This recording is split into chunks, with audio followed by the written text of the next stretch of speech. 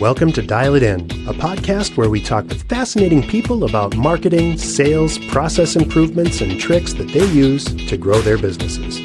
Join me, Dave Meyer, and Trigby Olson of BusyWeb as we bring you interviews on how the best in their fields are dialing it in for their organizations. Let's ring up another episode. Hey everybody, welcome back to another episode of Dial It In, the Summer Stock Series. This week's episode is with my friend and colleague, Michelle Hansen.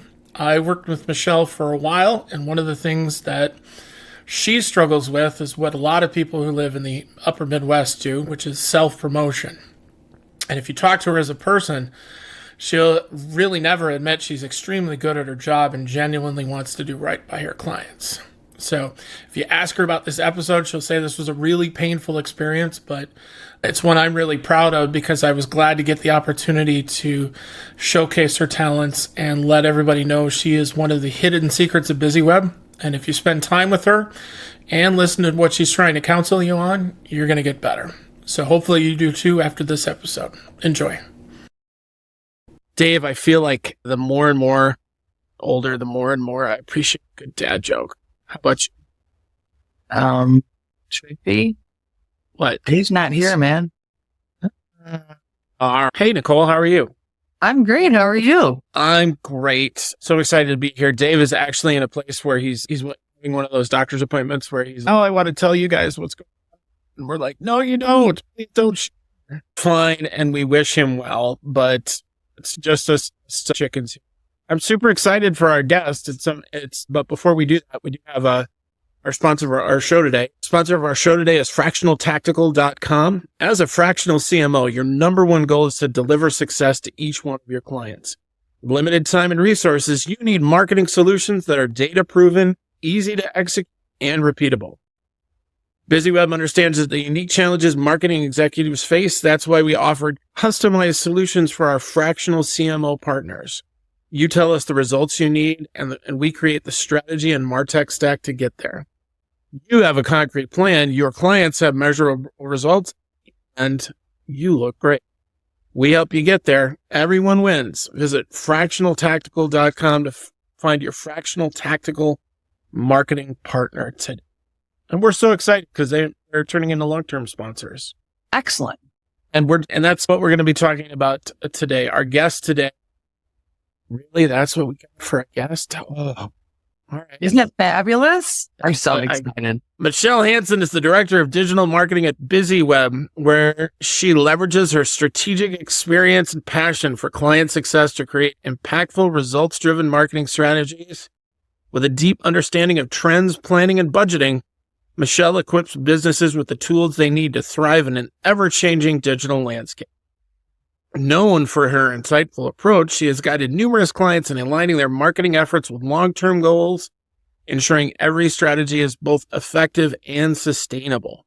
Michelle's dedication to empowering clients make her a vital resource for businesses looking to make the most of their digital marketing investments. Ladies and gentlemen, Jesse's girl herself, Michelle Hansen. Hi, Trigby. Hi, Nicole. I'm so excited to be here. And we're excited to have you. I think this is your worst nightmare, right? That you finally made the podcast because... Yeah, pretty much. A freewheeling conversation that isn't structured. Yes, and I am more of a planner. And as I told Nicole before we started the episode, my preference is to be behind the camera or the microphone, not in front of it. I want to talk about a number of things today because I think one of the things that we see in our day jobs at BusyWeb is I don't think people have an appreciation for how hard some of this stuff is.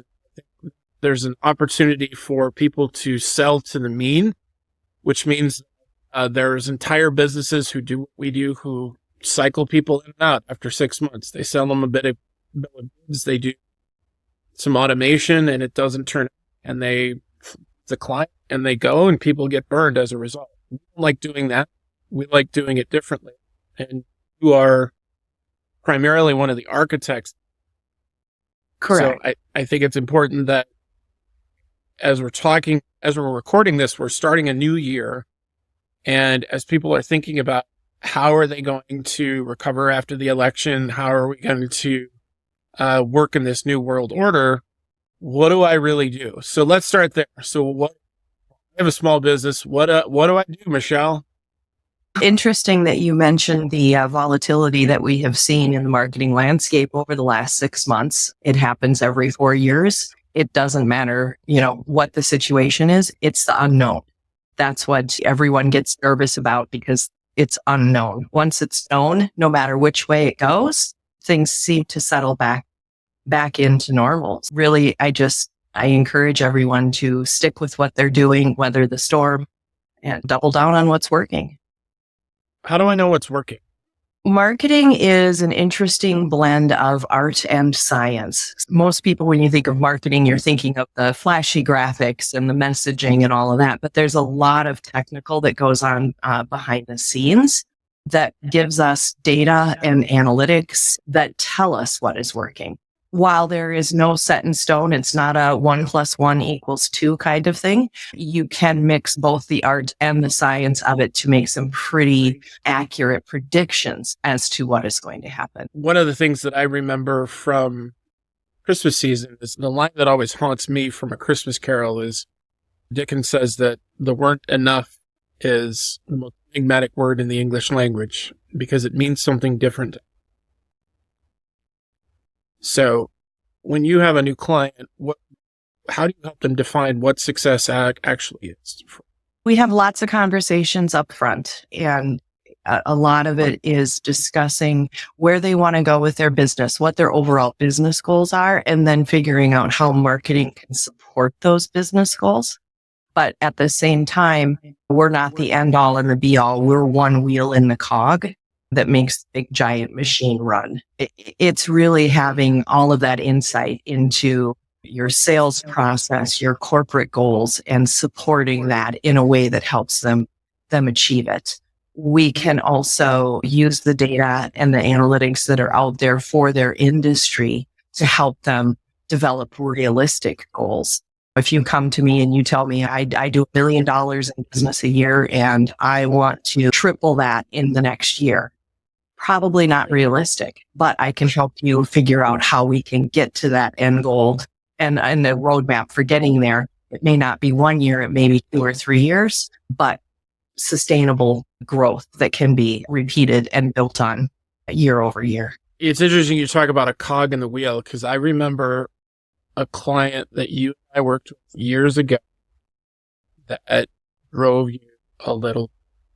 I don't have to be more specific, but it was a promotions company and we got hired to do lead generation and we got fired 6 months in.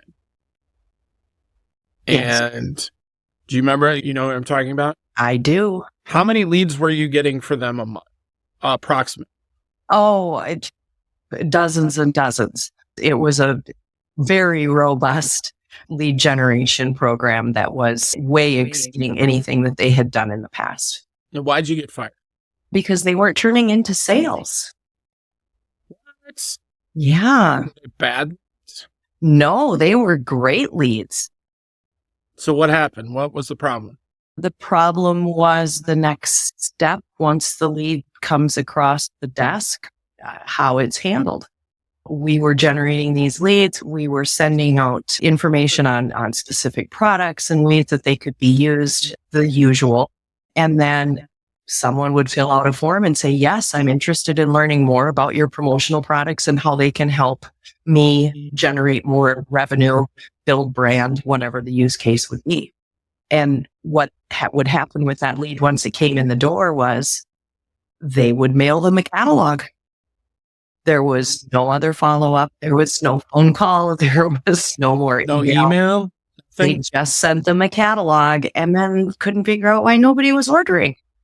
It still boggles the mind to this day, but I think it does illustrate a really important distinction, which is why I wanted to bring it up, is marketing is not a savior of a business.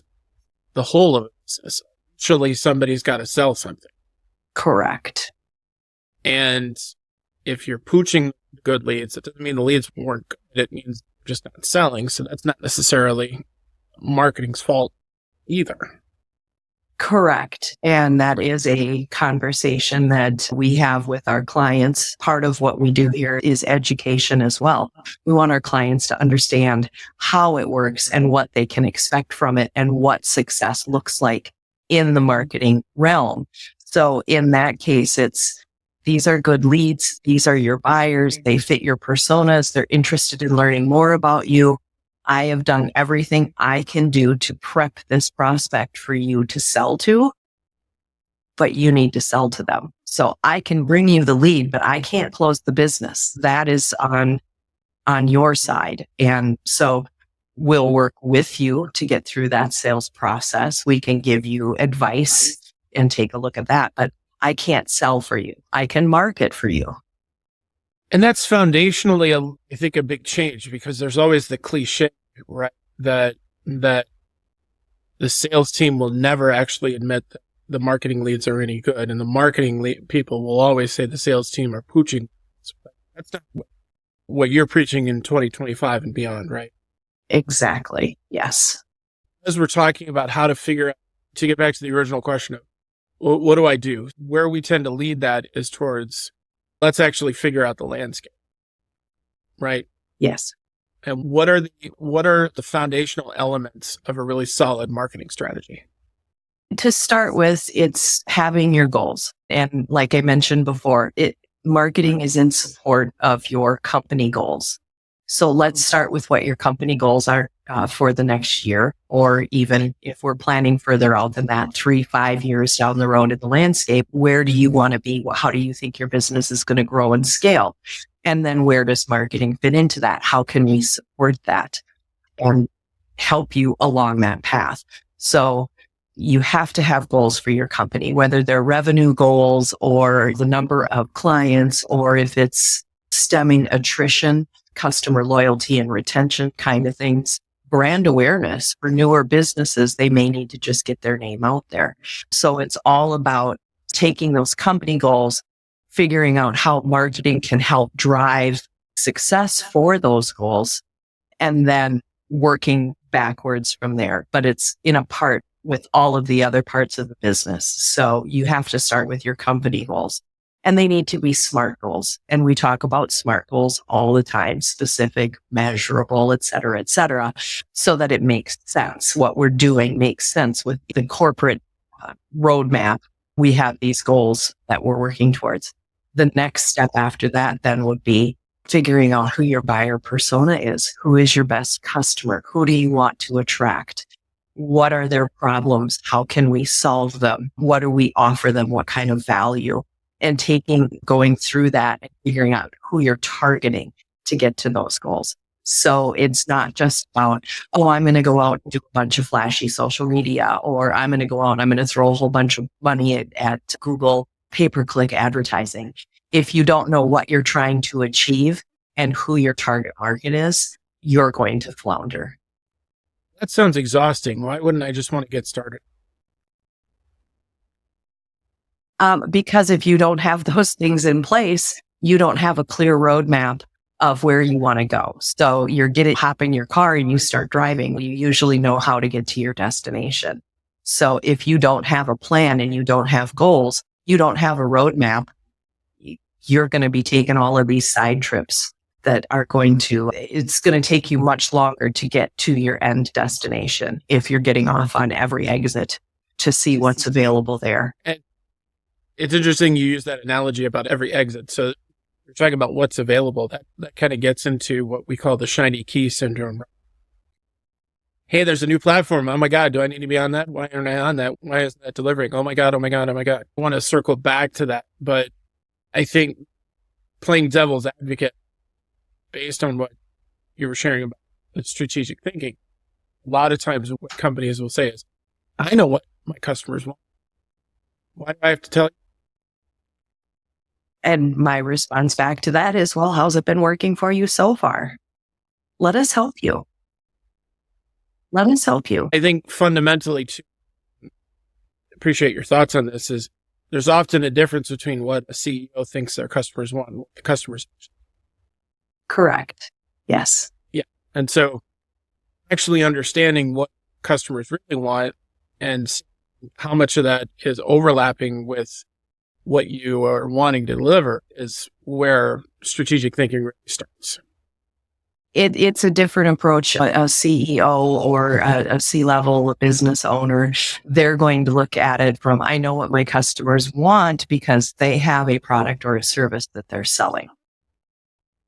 So I'm approaching it from the other end of what is the problem that the customer is having and how can we help them solve it? So it's more where you're looking, the business owner is looking at, here's what my business can do for you. The customer or the prospect is looking, they have an issue and they want help solving it. So it's bringing the two of those together. And when the business owner offers a product or a service in a way that speaks to a prospect that it's going to solve their problem, then that's when you've got your great marketing match. And oftentimes, in the evolution of a business, the CEOs usually had a hand in the 1.0, the market effort. Correct. And to need to come, that CEO bristles because as they recognize they have a need that in one part of the business, and you're talking about the other part of the business, they're going, hey, my baby's not ugly. It got me to this part here. Yes. But didn't get you to the next part. Right. That's why you're. Yes, to help in the evolution of their business as they grow and scale. So when a company's decided that, okay, I have to do this, what should they really prioritize first when they've decided they're going to plan? Especially if they have like limited resources. Too. So where you want to start is, again, it's with those goals. It's being realistic about where your business is in the digital landscape, since we're focused on digital marketing, not the traditional offline methods. It's being realistic about where you're at in the market and where your competitors are at and how you can get that attention of the prospect. Hold on, before you move off of that point, you introduced a new element in the bouillabaisse here. What do you mean competitors? Why is that relevant? Because when you are talking specifically about digital marketing, there's your platform that you're going for. So you are not the only person out there offering this service. For example, BusyWeb, we are not the only agency in the metro area offering marketing services. So how do we stand out from our competition? You need to understand where your competition is at and what they're offering so that you can position yourself uniquely, so that you get the attention of the prospect and become the better solution. How do you do that in a landscape that's filled with such noise? Mixing the art with the science. And some of it is taking educated gambles and risks. You need to be realistic. We see it a lot when we have new clients coming on and we ask them, who are your 3 top competitors? Who are you losing business to in the marketplace when you're out there bidding something out or trying to make that sale? What are the other businesses that you're seeing in your day to day? That may be vastly different than what we find online when we're doing that research. We may find a completely different array of competitors online than in the rest of the marketplace. So it really depends on if you've got a public retail space or a B2B service business where you have people coming into your business all the time versus something that's completely online. You're competing with 2 different markets there with your competitors. You introduced another term, you ran over it. I want to back up. What is bidding? What is that? And what do you have to bid?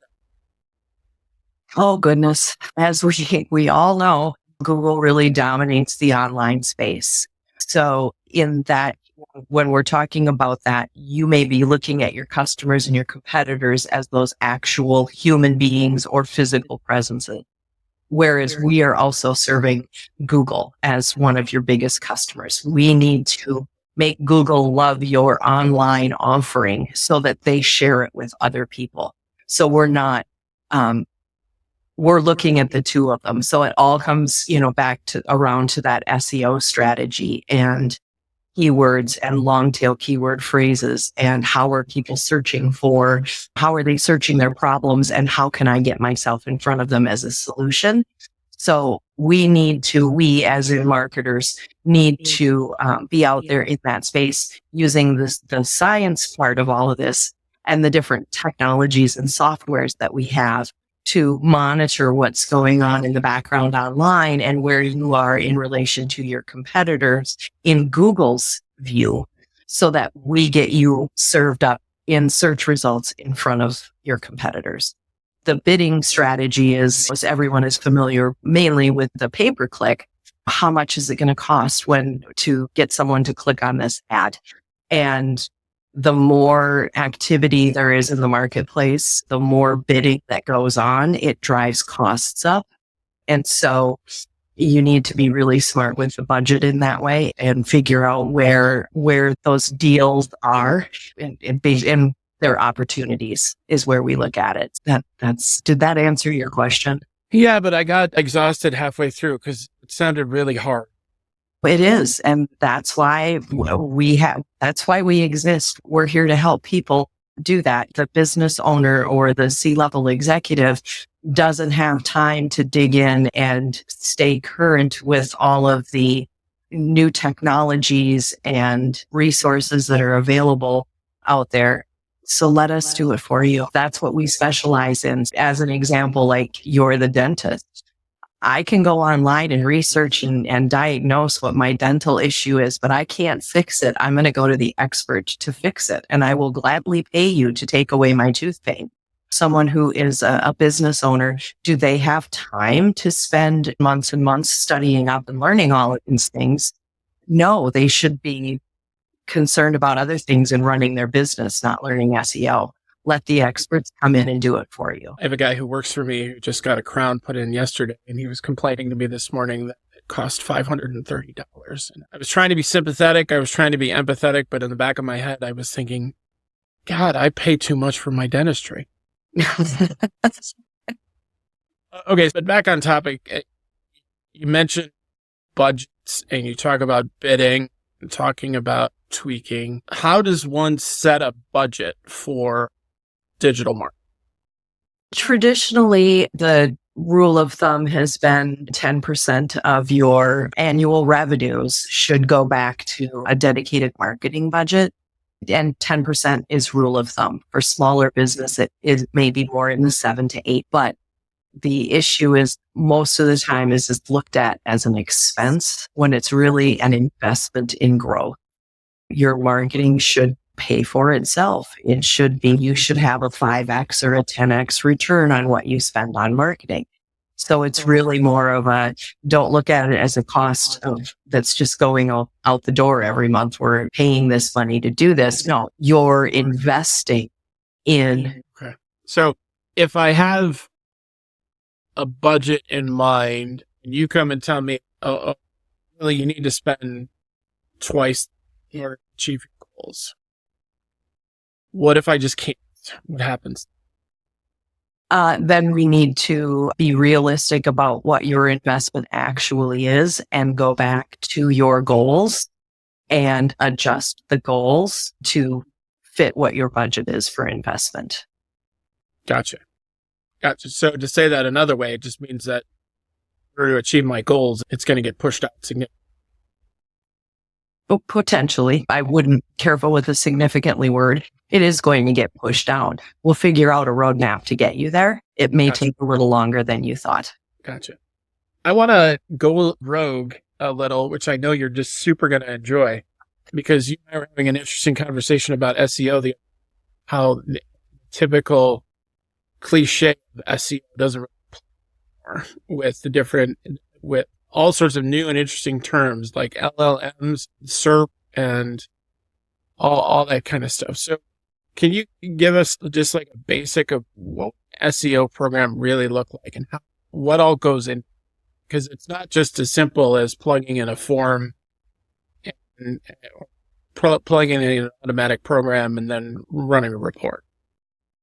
No, actually, SEO is one of the biggest growth areas, and with the constant changes in how things are being done, but it's also really the heart of any marketing program because it covers so many different areas. So search engine optimization, people think of it as, oh, it's keywords. I want to rank number one on Google for this keyword.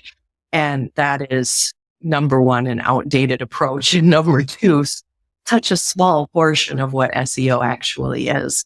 So with all of the advances and with AI, which we'll probably, I'm sure, get into down the road here, but the advances are, it's no longer enough to rank on first page.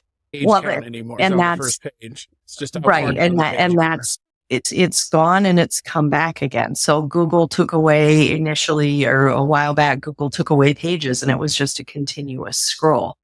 And then they brought the pages back because I think of pressure that people were like, oh, I need to be on page one and not. But the reason why that doesn't matter anymore is what you alluded to, all of these other things that are taking place. So when you do a Google search and your results come back, what you now have at the top is an AI overview. It used to be called an SGE, Search Generative Excerpt, but it's now an AI overview. So that's going to come first.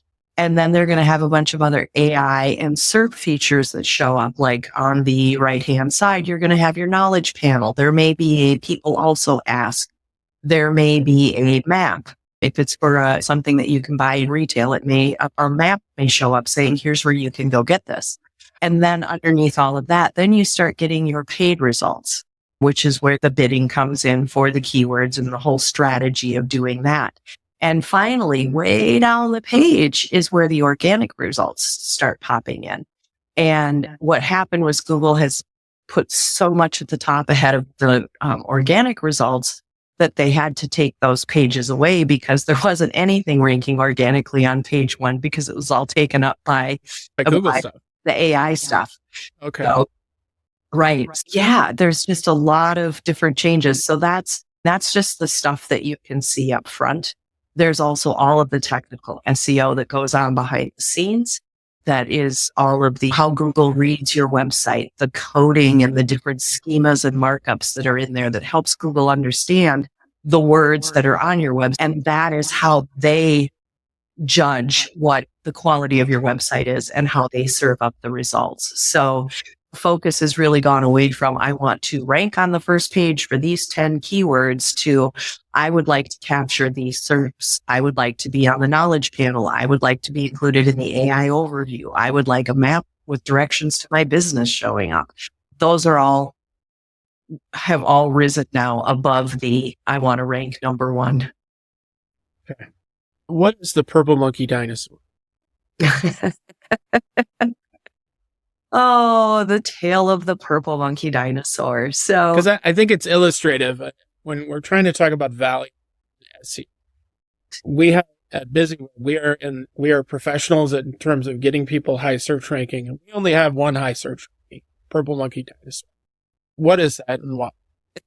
Yes, so that was it is an illustrative example of a response to people saying, I want to. And specifically when they came in and said, I want to rank number one or first page on Google for this keyword. And that was it. That's what they wanted. We could go back and use the different technologies that we have to figure out what the monthly search volume is for that keyword. Well, the monthly search volume for purple monkey dinosaur is 0. Nobody searches for purple monkey dinosaur. And that's just being the example that the company brought to us and said, I want to rank number one for purple monkey dinosaur. That's, I think, what people are doing.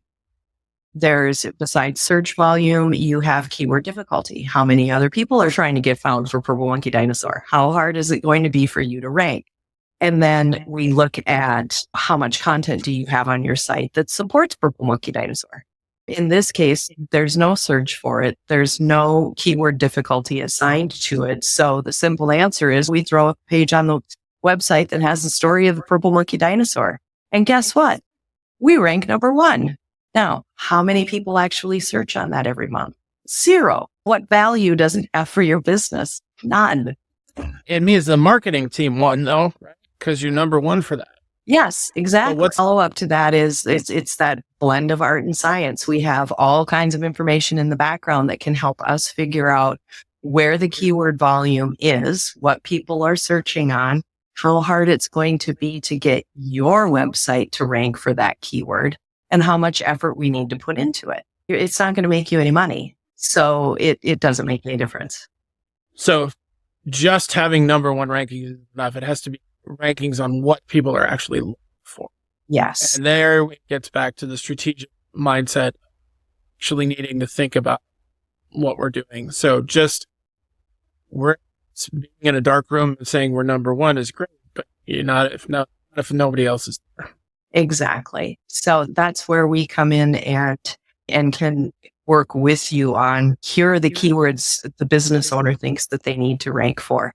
We can go out, find all of that information and say, yes, this is a valuable keyword for your business. We should go for it. Or no, this keyword has no value for you at all. So you shouldn't spend any time worrying about it. And then the other scenario is, yes, that keyword has great volume. The keyword difficulty is high on that. It's not going to be easy to do. Do we want to put some money behind that to do some paid search? But what is the cost of that term to do that? And is it reasonable within your budget to spend that kind of money supporting that word? If someone came to me and said, hey, I've got a great new organic tomato soup that is just delicious and to die for, and I want to sell it to the world and I want everyone to buy my tomato soup. Can you get me to rank for forgetting something? It was also vegan. Yes, it was organic vegan. And it was delicious because I tried it. It was delicious. But I am not going to be able to compete online with Campbell's soup for the term tomato soup. It's just not realistic. So there's always that dose of realism in there. Now, am I, going to be able to help you get ranking and bring people into your website for terms like vegan organic soup and different terms around that? Yes. So that's the art. We get all the science, we get all the numbers. And then the art of that is finding other keywords, alternatives, long tail keywords, groupings of different things that are going to give you as much keyword search volume as tomato soup, but at a much lower cost and a much lower difficulty level. So another way to say all this is to paraphrase Keith Richards sounds like a lot of what your job is as the lead strategist is that if clients come to you with a need, that means that they don't actually get what they want sometimes. Yes. Okay, cool. So we talked a little bit about budgets. You're setting a budget. How long does it really last before you look at budgeting? I would look at your budget on a quarterly basis. As fast-paced as everything seems to be these days, you still need to allow a reasonable amount of time for tactics to take seed, germinate, grow, start bringing in results. So I would be looking every 90 days at where the allocations are, what's working, what's not working, and where do we need to shift. Okay. And from a tool set perspective, we spent a little time talking about this. What's your tech stack look like? How many, and you don't need to necessarily name them, how many different tools do you and your team use in order to come up with strategic and best case scenarios for you? Oh my goodness. Let's maybe do this in pieces. SEO, how many SEO tools does your team use? On a regular, weekly, if not daily basis, I would say there are probably a half dozen go-to tools for SEO. And it's a matter of getting the information out of all of those and then, averaging whatever it is, because everyone has a different strength. So it's looking at the combined results of those tools. So that sticks. How many different tools do you use for doing pay-per-click marketing strategies? Oh my gosh, obviously at least one tool for every different platform for pay-per-click. That includes not just Google, but your Bing, where your Microsoft people live. You're the only one who uses Bing.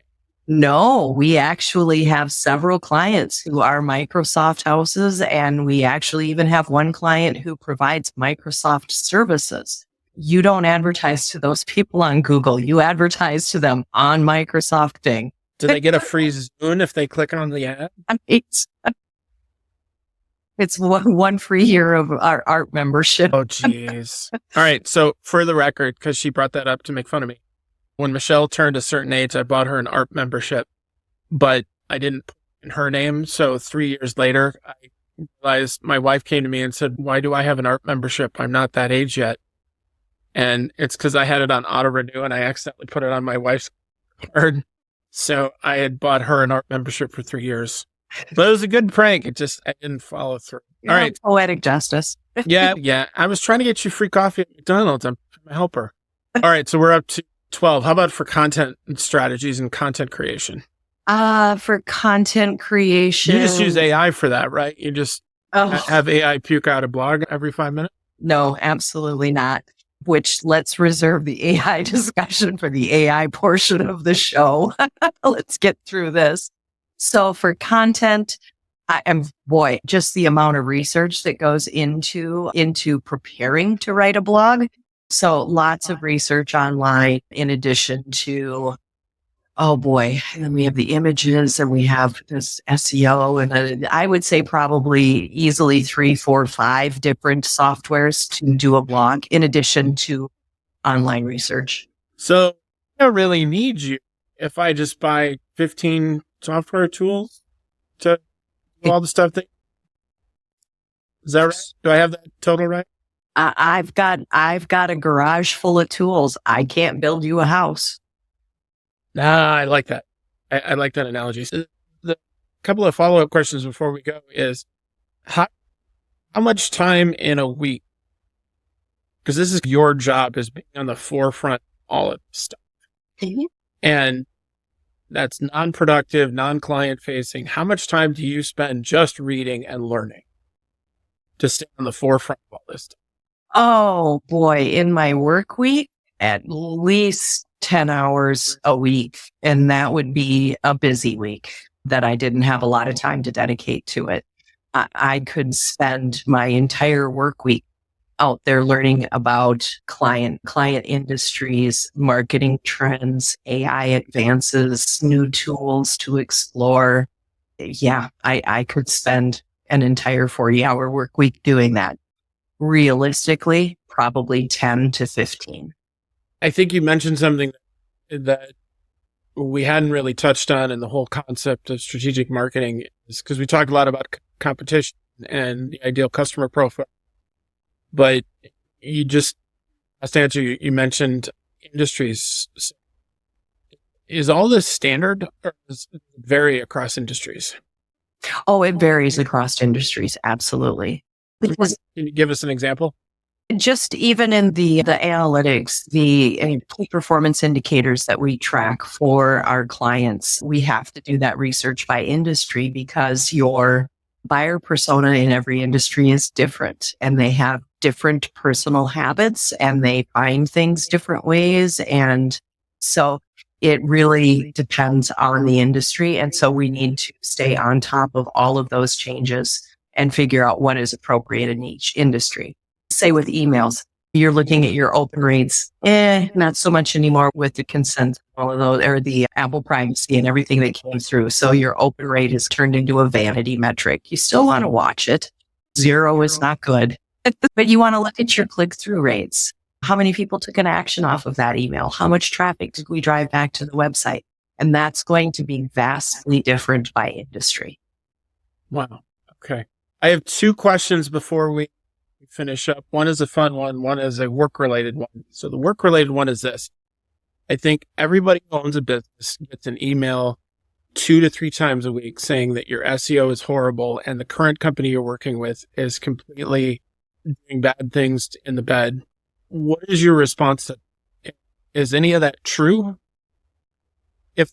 When people are getting those emails? No, actually, that's just it's a sales tactic to get in the door. So whether or not they really truly have SEO issues or not is irrelevant. It's a scare tactic to get the business owner to go, oh my gosh, because it's something that most business owners don't understand at a deep level. So using the scare tactic of your SEO is broken. Nobody's going to your website, all these things. There are so many different, like we talked about before, there's so many different aspects to SEO and so many different areas that need to be pay attention to that it's not very hard for those bad actors to cherry pick a statistic.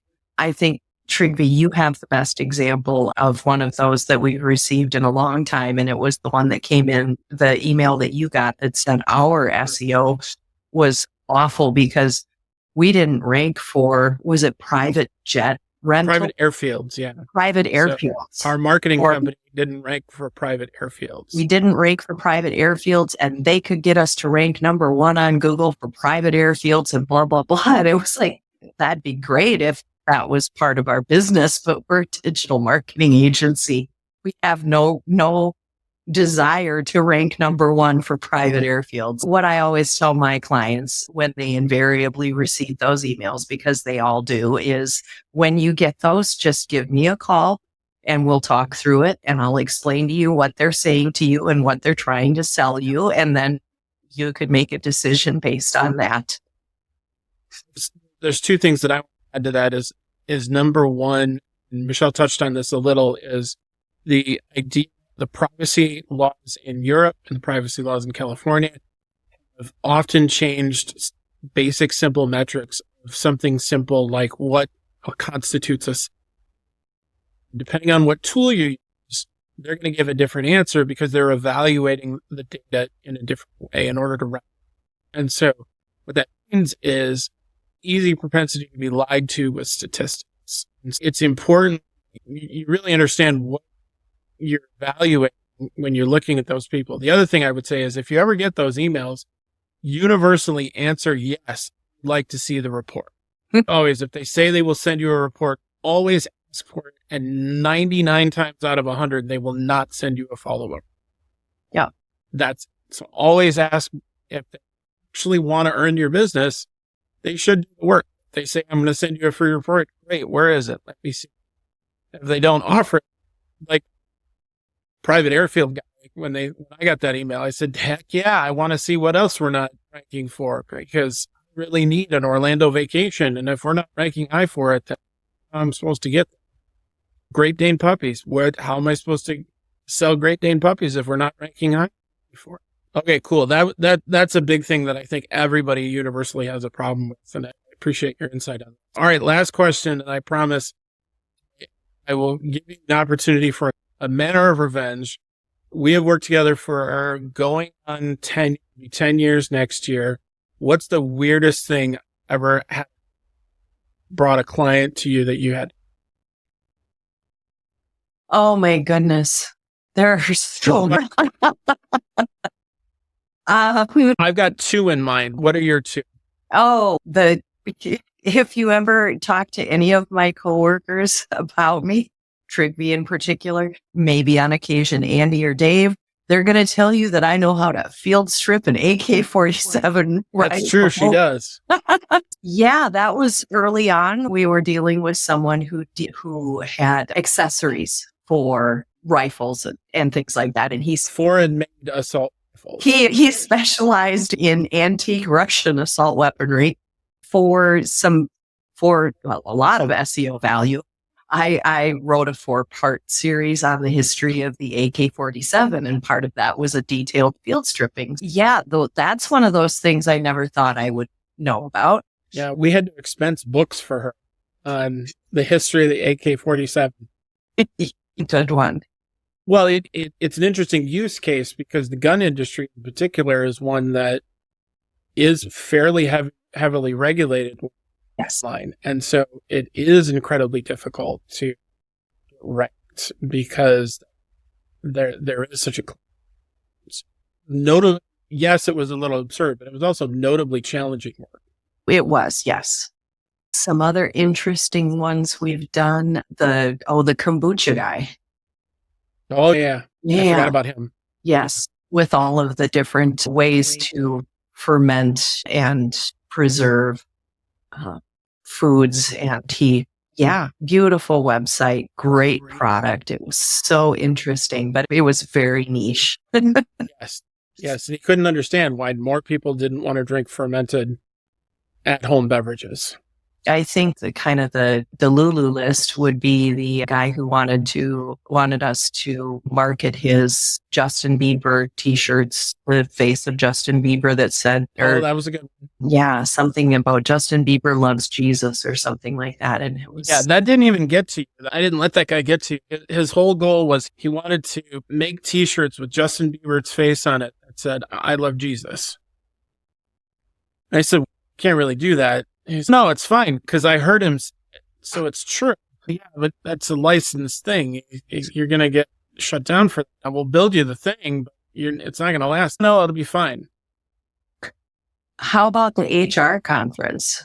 We had oh my goodness. Were you a part of that? That was a legendary meeting on so many different fronts, but it was, but yeah, he wanted us to develop, market, and get registrations for an HR conference that he wanted to put on US HR laws in London to European HR people who have very different HR laws than we do. And he wanted us to sell this conference, fill it up in a matter of, he wanted us to build and launch and fill it up in 6 weeks. 6 weeks. Which was a crazy timeline. He wanted to charge £500 a head. So that was about $800 a seat. For European HR people to learn about US HR law. And when we scratched another layer and got down to the reason that he wanted to do this, it was because he wanted to go to a concert in London and he wanted to figure out how his wife wouldn't let him go unless he made her work. Yeah. So he wanted to put this conference on while he was over there to earn enough money to cover the costs of his trip to go see this singer. That was a good one. And he was so upset because that we said, no, we can't really do that because A, he didn't have a network, and B, why would anybody in the UK care about US laws in 6 weeks? But he was so upset because he had already booked the hotel ballroom and gotten a rate.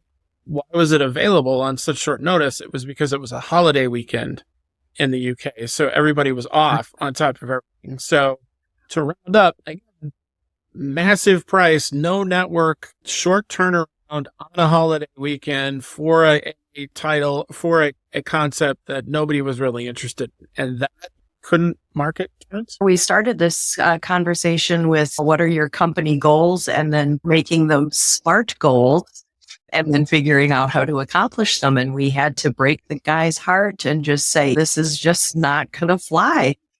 It was actually considerably worse because he got insulting. So finally I had to walk him out of the building. And as I did, I said, just do what every other American would do in this situation, man. Just lie to your wife. So, Michelle, thank you so much. If people are interested in talking with you further and wanting to learn more about how they can strategize for their business, how do they find you? You can email me directly at michelle.hansen@busyweb.com. You can go out to our website, busyweb.com, and navigate over to our team page. It has contact information for not only me, but anyone else that you might be interested in speaking with. Awesome. Thank you. Nicole, thanks for joining. Dave, we'll be back the next time. I'm Trigby. This has been another episode of Dial It In. And thanks to our sponsor, fractionaltactical.com. With apologies to Tony Kornheiser, we will also try to do better the next time.